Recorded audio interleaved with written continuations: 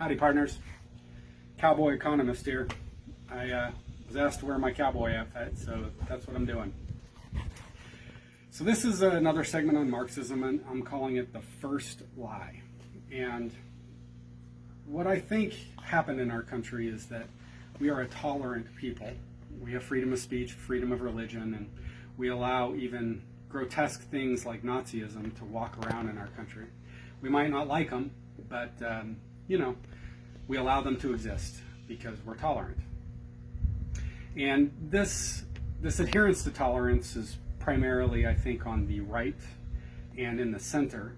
And so we have spent decades allowing people who are leftists, Marxists, to espouse their views without contradiction and teach these views in upper education as if somehow all opinions are equal and all opinions are valid. And the reality is that's crap. Not all opinions are valid. Not all opinions are equal. You're allowed to have your own opinion, but if it's garbage, it's still garbage. And so we've allowed this to kind of fester in our country because we generally are polite people. We don't want to make waves. We don't want to tell our friends that they're idiots for holding this, that, or the other belief. And this has morphed on the left. This is transmogrified into a sense of superiority. These folks have gone from every opinion is valid to our opinion is morally and intellectually superior to yours. Now, if you think about it on its face, that's a really stupid position to take, considering that they're espousing Marxism.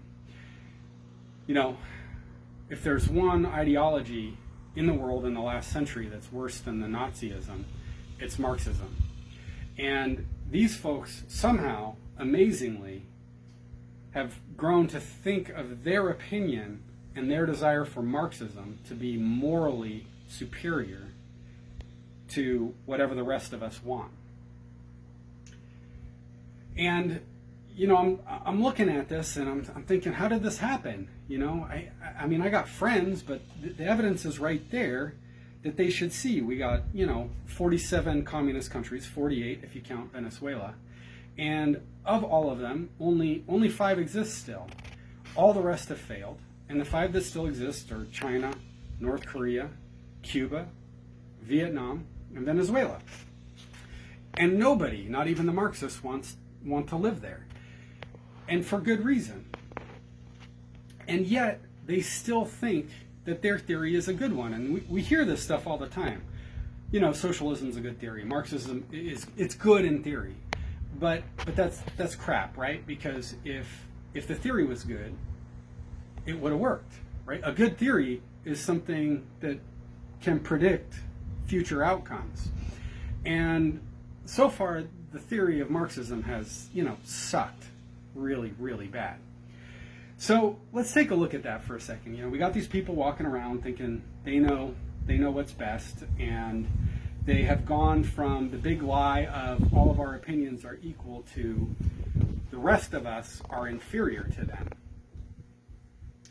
And they even conflate their theory of economics with caring for people. They'll say stupid crap like, I don't know how to teach you how to have empathy, or I don't know how to make you care about other people.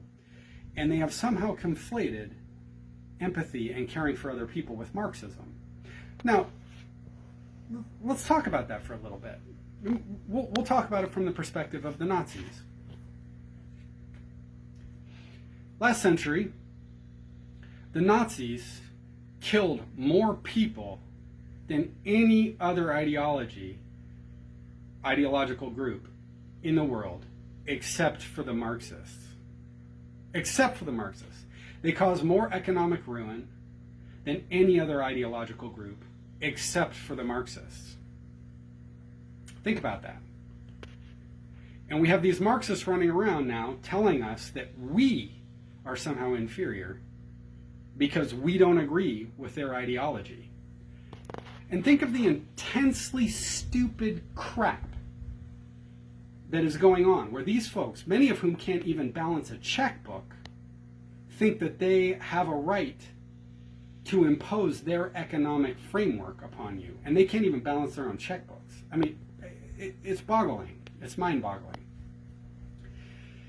So that's the lie right there. That's the lie that we got caught in, that we need to be polite to them because they're allowed to have their opinions and we're not allowed to discuss their opinions with the light of truth, right? That capitalism is superior at production. It's more efficient and effective in distribution of resources. People under capitalism generally are happier, healthier, have more prosperity. And this is all proven and verified through over 100 years of data and research studies and all that kind of thing.